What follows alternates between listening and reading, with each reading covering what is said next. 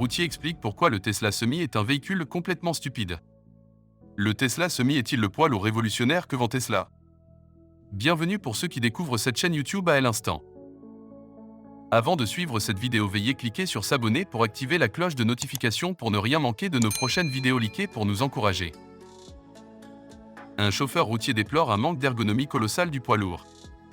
Alors que Tesla effectue ses tests finaux du Tesla Semi, les livraisons ont commencé. L'occasion de découvrir le look unique du camion électrique, mais aussi ses capacités hors normes pour un véhicule de ce gabarit. Perçu par certains comme l'avenir du transport, le Semi va certainement marquer un tournant dans la mobilité et dans l'exploitation des motorisations électriques. Tomasz Orański, un routier polonais, s'est penché de manière plus pragmatique sur le véhicule. Le bilan qu'il en fait n'est pas des plus sympathiques. Je regarde des vidéos sur le Tesla Semi, écrit Orański sur Twitter. Vous vous souvenez? Le camion qui devait révolutionner l'industrie du transport. Et je vais vous dire pourquoi c'est un véhicule complètement stupide. Car si le poids lourd électrique a de quoi impressionner, il semble aussi avoir des défauts de conception. Nombre d'entre eux révèlent une construction qui n'aide en rien les routiers dans leur vie quotidienne. Je ne vais pas parler de sa capacité de chargement ou autre. Je vais juste regarder la cabine d'un point de vue pratique, comme quelqu'un dont le métier est de conduire un camion. Car c'est l'inverse de construit autour du conducteur. De l'espace perdu et une visibilité médiocre. En effet, Built Around the Driver était le slogan de Tesla lors de la présentation du Semi. Comparant l'habitacle du Semi avec le DAF XG+, le plus gros camion du marché, le chauffeur déplore l'espace perdu dans le Tesla et en liste ensuite les défauts. Le chauffeur est au milieu. Cela rend les dépassements et la vision vers l'avant plus difficiles. Cela empêche aussi d'accéder à la fenêtre pour tendre des papiers ou parler avec la personne au portail quand vous entrez dans un port, dans une usine ou même à une cabine de péage. Les portes sont à l'arrière. Vous montez, pendez votre veste et devez faire quelques pas pour vous asseoir derrière le volant. Cela signifie que l'on perd de l'espace en cabine pour un couloir, globalement. On ne peut pas placer de lit, donc le chauffeur ne peut pas se reposer, car les portes sont là. C'est évidemment un gros problème, puisque dormir dans le camion fait partie intégrante du métier de routier. Il rappelle que les conducteurs ont parfois besoin d'une sieste de 20 minutes quand ils conduisent de nuit. Une sieste de 20 minutes qui, dans le cas du Semi, serait parfaite pendant la recharge du véhicule. Un manque de confort au quotidien, le routier poursuit son tour d'horizon du Tesla Semi et s'attaque ensuite à une autre partie du problème. Il déplore en effet que la conception de la cabine complique la possibilité de garder un environnement propre. Si vous voulez aller sur la droite de la cabine, il faut passer par le siège passager, qui s'entrecroise avec celui du conducteur. Vous ne pouvez donc pas passer devant, comme dans une cabine standard.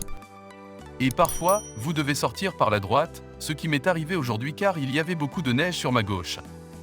Le fait qu'il faille faire le tour de la cabine signifie qu'elle sera pleine de terre. La bonne chose quand on peut aller directement sur le siège conducteur, c'est que l'on peut secouer ses chaussures et retirer la boue ou la neige en y arrivant. Et même si vos bottes sont encore sales, seule cette petite partie devant le siège est sale. Vous pouvez enlever vos bottes à cet endroit et marcher pieds nus dans le reste de la cabine, qui reste propre. Mais non, pas dans un Tesla. À moins que vous ne changiez de chaussures à chaque fois que vous entrez dans la cabine, ce qui serait stupide. Tomasz Orański continue son étude du dernier né de la marque d'Elon Musk et s'attaque aux deux tablettes qui entourent le volant. Le Polonais explique qu'il a conduit lui-même un camion Mercedes avec les rétroviseurs caméra.